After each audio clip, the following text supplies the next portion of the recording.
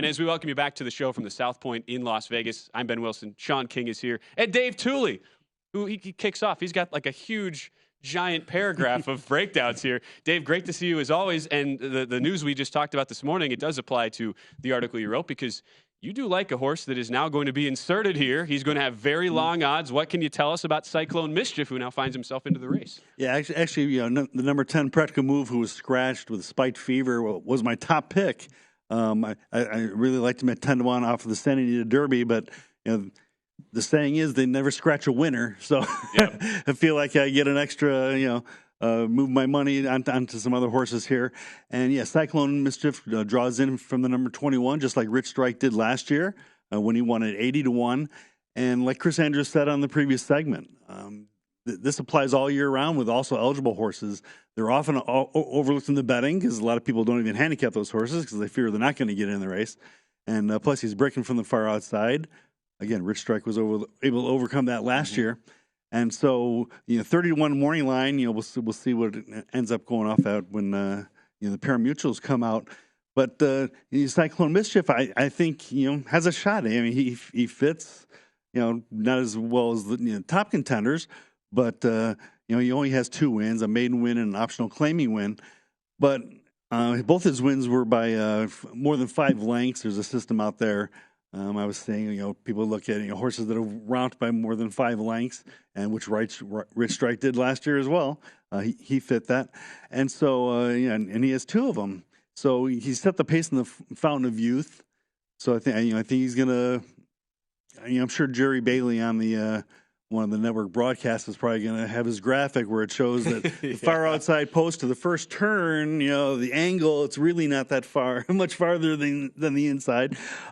So, I mean, I think he's going to add to the pace of the race with some of the other ones, Verifying Confidence Games, Derme Sotogaki. Is that right? Yeah, that's right. You're all over it, Dave. So again, I think the pace could be an honest pace. Again, there's no, like Shaun was saying earlier, there's no real rabbit in the race, but in these big races, someone gets it in their mind that they're going to try and go out and steal it. I think so. Yeah. So I think there will be some horses up front. This one could be there. Now again, he obviously gave up the lead to Forte in the Fountain of Youth. So questions about if he can get the full distance, but I think he's definitely got to be included to possibly hit the board and blow up the tote board in the exotics. Well, I know another person who's pulling for Cyclone Mischief, and that's Dale Romans. One of the most accomplished trainers we know has not found a way to get to the winner's circle first Saturday in May in the Derby, so hopefully he gets there. Right, and like I was saying about the also eligibles, I mean, and Chris Andrews said it too, those are people that want to get in the race. Right. They're not. The trainers are in the main part of the field. Sometimes it's like, well, we qualified for the Derby, so we have to go. The owners want to go. Right. Exactly. So and sometimes they feel they might not have the horse, but it's like, well, we once in a lifetime opportunity maybe, so they're definitely going to go. But yeah, this is one that definitely wanted to get drawn into the race and lucked out like Rich Strike did last year. So. Again, I don't think you can be ignored. They can't. And here's what's interesting. I mean, you look at the last decade, of these runnings of the Derby, being on the lead or right off the lead has been like the golden position. You have not seen a lot of horses that are 15th and back early in the race be able to navigate traffic and actually win the race. So Cyclone Mischief has shown some speed, as Dave mentioned. One of the prep races down at Gulfstream was on the lead. So if he can carry that speed, you never know. Turning for home, sometimes those guys behind them, they don't want to run that last furlong. Right. I mean, it's you got to be leading at some point to win the race. No doubt.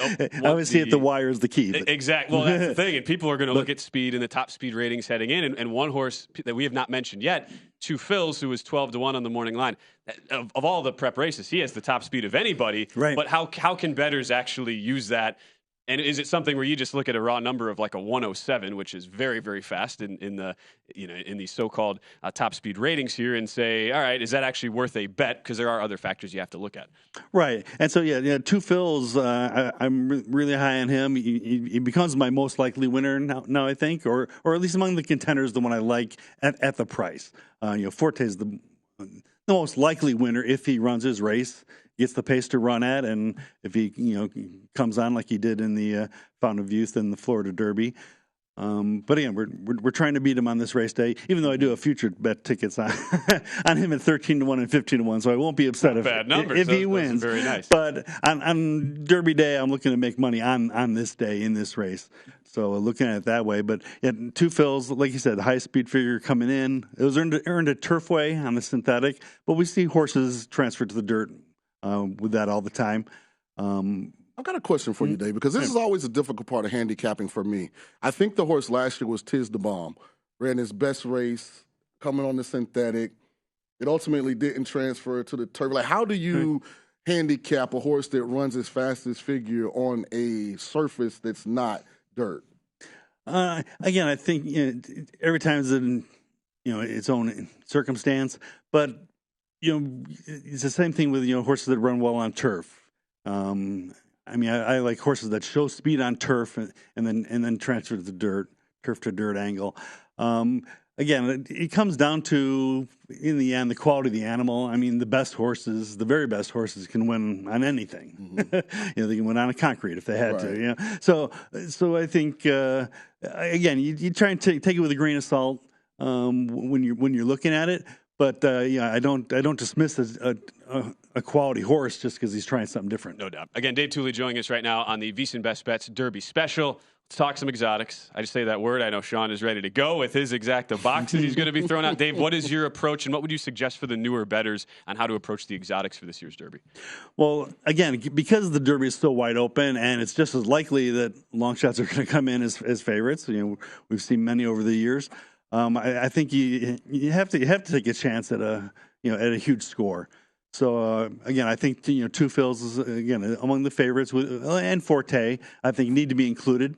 But then like I said, I'm throwing in Cyclone Mischief, and again, if he's 50-1 like some of these other long shots have been in the past, I'll have win money on him too. But then 2 other long shots I like are number 9 Skinner, 2 third place finishes. One was to Practical Move and Santa Anita Derby, but. Again, but I think he can be right there, heading in, turning for home. And number 18, Robert Can, which was my longest shot before Cyclone Mischief, drew in the number 18. He was second to Forte in the Fountain of Youth, and then he was the favorite in the Arkansas Derby. But then he lost. Most people see that as a bad thing, but right. I kind of like it when a beaten favorite then goes off at much better odds the next time. Because obviously he had the talent at one time. Obviously he had a lot of people that supported him and saw that talent and bet him down to the favorite. And then horses throw in clunkers all the time that I'm willing to dismiss. When I get a better price. It happens, Shaun, and that's part of the handicap that goes into it. Your exacta box, how are you going to be constructing that? So I don't know that much play an exacta box. I'm more of a horizontal bettor than a vertical bettor. I like to play pick fives. One of my favorite, wagers on this particular weekend is the Oaks Derby double. Mm-hmm. I have Angel of Empire bulleted in all my horizontal bets, and if I'm right, then I'm going to spread in some other races and try and get some prices. So I'm going to wheel him in the trifecta this Saturday and throw 2 Fields and Skinner and some other horses. If Pletcher's having a strong meet, then I'll have his 3 horses. I'm hoping Pletcher's not winning races early, and I can eliminate Forte, Tappet, Trice, and Kingsbarn, because if Angel of Empire wins and none of those 3 horses hit the board, that could be... Dollar bills, John. John might go on vacation if that thing's working So out. that's how I'm angling, this Saturday. Angel of Empire will be my key horse. Yeah. Well, let's talk about the fillies for the Friday card at the Kentucky Oaks, where you have a couple of Brad Cox horses as the favorites. Botanical out of the 6-post 4-1, right behind Wet Paint, who is right next to that horse in the 7-post at 5-2. Dave, how are you looking at the Kentucky Oaks race? Yeah, I'm thinking Wet Paint I'm hearing a lot of people loving him. He's the favorite. Probably she's going to favorite. Probably going to get bet down, I imagine, on Friday. But yeah, I like Botanical better, and especially at the price 4-1 on the morning line. As won 4 straight at Turfway.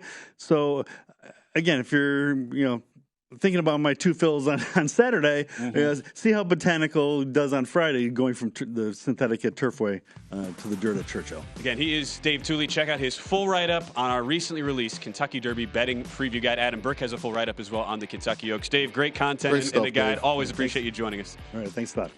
Go to VEASAN.com/subscribe to become a VEASAN Pro subscriber today.